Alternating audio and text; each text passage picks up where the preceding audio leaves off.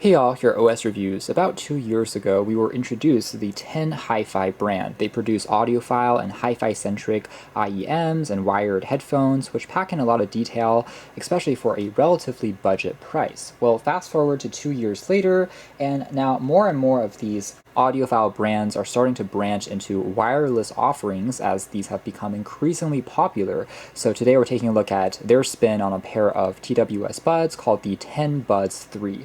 These will sell for under $90 and they still have an emphasis on sound quality, and in fact they look very similar to one of their ordinary IEMs, just having a Bluetooth chip packed on in, which supports aptX Qualcomm codec, by the way, as well as the usual SBC and AAC standards. Presentation here is still done really well in quite a artesian way with these delicate patterns running across the box. Inside here we have just the buds themselves. Other packaging accessories are inclusive of just a USB Type-C charging cable, as well as some spare silicone tips to get a more snug fit, and a quick user guide. Now taking a closer look at the battery case's design, I would say the uniqueness starts to become more apparent, just because it is so well constructed for something that is sub $100. The entire case is made out of this solid chunk of aluminum with these grooves etched onto the front and these delicate chamfered edges that catches the light. This definitely looks like a product that is much more expensive than the price here would imply. Again, very rare in general to get a case which is made out of metal. The only other exception I can think of being the MIFO 05s and 07s that we reviewed a while back. What's also unique about these is the door can be swiveled, so you can pop it open to the left or to the right, and almost immediately you can tell just how beautiful these are in terms of their design, with this resin shape, super reminiscent of IEMs that artists and concerts might wear to get a really secure and snug fit. Again, the whole emphasis on these being sound quality compared to other models which might be packing more features. These aren't getting you active noise cancellation or audio transparency. In fact, TINHiFi, just like KZ, have yet to develop a companion app for their wireless buds since they are still quite new in this category. Anyways, this entire mechanism here again holds into place magnetically and then locks itself shut on either side, secures the buds. When you open up the door on either direction, it will automatically turn on and start to pair with your device automatically as well.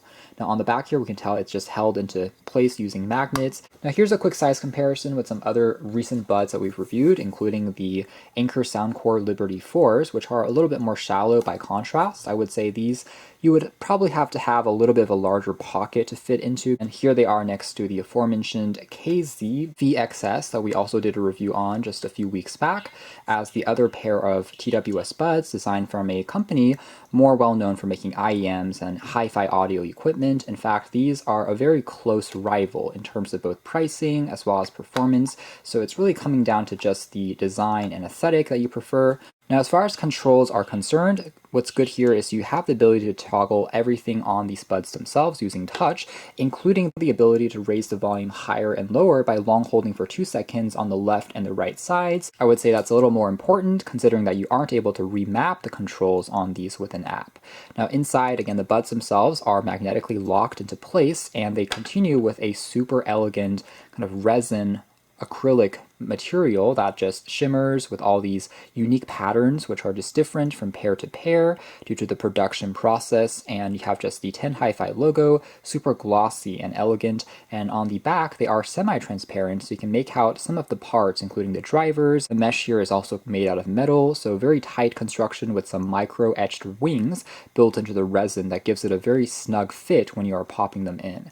Now if anything though, I would say there aren't necessarily the smallest buds in the world, just to accommodate bigger drivers and again this IEM shape with battery inside. And as a result, this isn't quite a pair that felt invisible, at least to me when I was wearing them. They were still comfortable and felt locked in and ultra secure, but I can still feel that there's something in there at the end of the day compared to something like AirPods, which for instance just rest right on the outside. But as a result, even if you're doing vigorous movement like jumping up and down, doing sports and exercise, these are still going to stay locked in. Overall, the Tin Buds 3 are fast to pair and connect with devices, again using Bluetooth 5.2. They're packing 6mm beryllium drivers, which are a little unusual for wireless buds, but similar to their IEMs, can offer more accuracy in terms of how the sound was intended from a studio environment. And as a whole, sound quality was indeed very impressive, which it should be for a pair that really advertises that.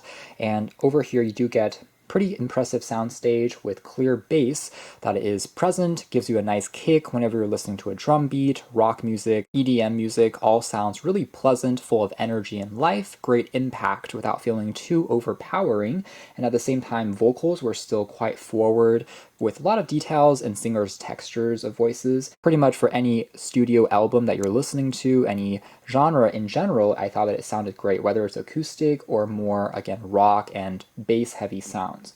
Overall, the connectivity was also very stable in terms of the 10 meters to 33 feet. I was able to walk around the room, nothing felt disconnected, although I will say that I was able to hear a trace white noise rather than being completely silent, even though the drivers are tuned beautifully. So that's one area where I think, because they're still a little newer at making Bluetooth headphones, there's still some optimization that can be done in future versions to even get rid of that tiny amount of distortion. But as a whole, still doing great. All in all, I would say it preserves the legacy of TINHiFi as one of the favorites in the affordable budget IEM space. That is, if you aren't someone that wants the most complete round of features, but rather you just care about sound quality first. You can check out more details in the links down below if interested, but for now that's been our video. Thanks for watching here at OS Reviews.